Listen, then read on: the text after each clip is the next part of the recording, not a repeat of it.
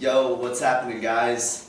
I hope everyone had a great new year and you're ready to kick ass this year with you got new goals, new deadlines, new approaches to weightlifting. I hope you're taking something away from this channel and you're enjoying these videos. I know, I'm enjoying it myself. I like putting this out. I like helping you guys. So please subscribe to my channel, refer to friends. Also, send me any comments, anything you want to hear about. Send me a message, leave a comment. You know the drill. Today we're going to talk about injury prevention, and a guy from bodybuilding.com brought it up. He's been battling elbow injury for 2 months and he wants to know how to work around it. And this is kind of ironic because I've been battling an injury myself. The first one that's kept me out from doing my favorite exercise, the power clean, for over a couple months now. And something like 90 to 95% of sports-related injuries are preventable, and they're directly a result of incorrect movement patterns. If your body is working efficiently in the correct movement patterns it's designed to, and your mobility is up to par, usually your form and technique will be directly translated from what your body's properly designed to do. What I mean by saying that is, you're using the correct form that allows your body to translate its strength in a 100% efficient manner. So the three main concepts for injury prevention are: always use proper and efficient form. Ensure that your body's using the mechanics it's designed to use.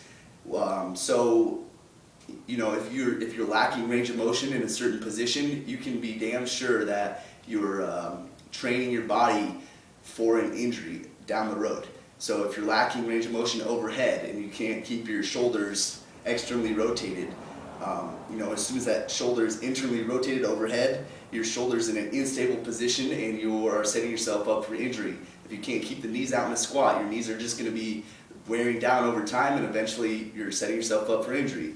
So make sure you're using the correct mechanics. That leads us to point number 2. Stretch to ensure that the range of motion you need is there. There's no such thing as too much range of motion. There is such thing as lack of motor control. So make sure that you have enough range of motion and you're using that range of motion in the correct manner. Motor control is a big thing. So if you're hypermobile, then you have to know your limits. Because a lot of people that are hypermobile, they may be able to hyperextend their shoulder, their elbow, their knee. That's gonna be detrimental if you're constantly doing that. So make sure that if you have adequate range of motion, you're using it correctly. And if you don't have adequate range of motion, you get that adequate range of motion, and you can use that adequate range of motion the way you need to use it. I just said adequate a shitload of times. And number 3, stay up on your recovery.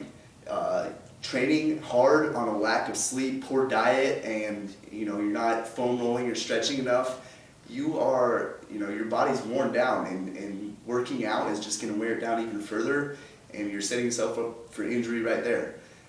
And I guess I can hit on point number 4.